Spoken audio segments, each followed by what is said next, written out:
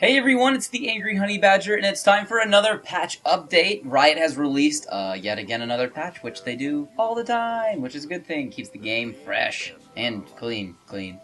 Anyways, new things in the league. First off, this is the patch with the release of Darius. So, of course, we have him being new champion.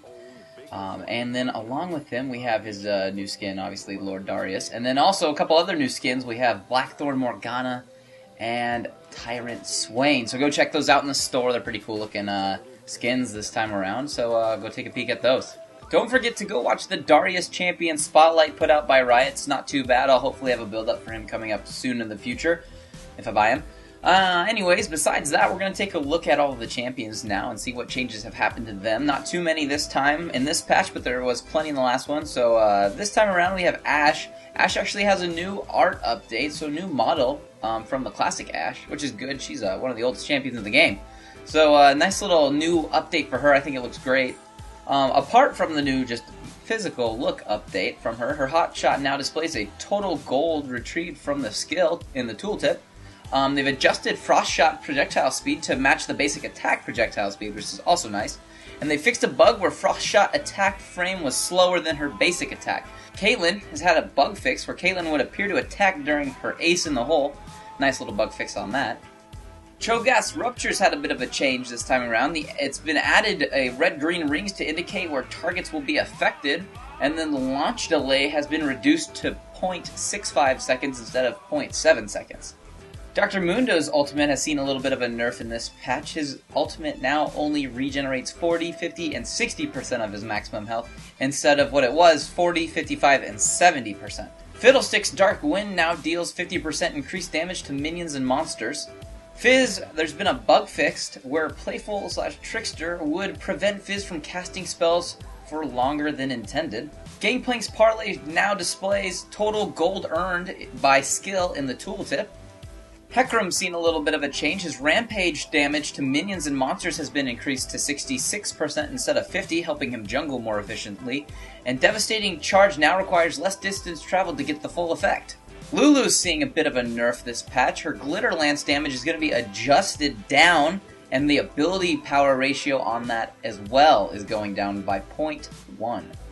Malphite's seeing a little change this time around. He's going to see an increase of life per level from 82 to 90 and increased travel speed during Unstoppable Force. Morgana's Soul Siphon Spell Vamp has been reduced to 10, 15, and 20% from 10, 20, and 30%. There's been a bug fix on Nautilus where Riptide would continue to deal full damage on subsequent hits to slow immune targets.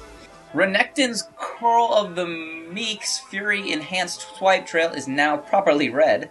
Twisted Fate's loaded dice will now show total gold earned by the skill on per unit basis on the buff tooltip. Jin Zhao, there's been a bug fix where 3 Talon Strike did not take critical damage modifiers into account.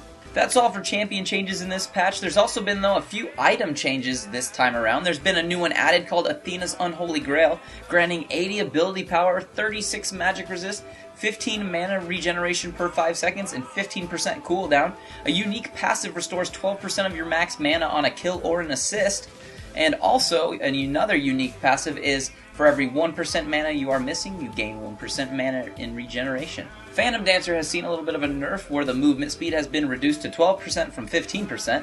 Also along with that, Zeal has seen a bit of a movement reduce as well from 8% movement speed to 6% movement speed.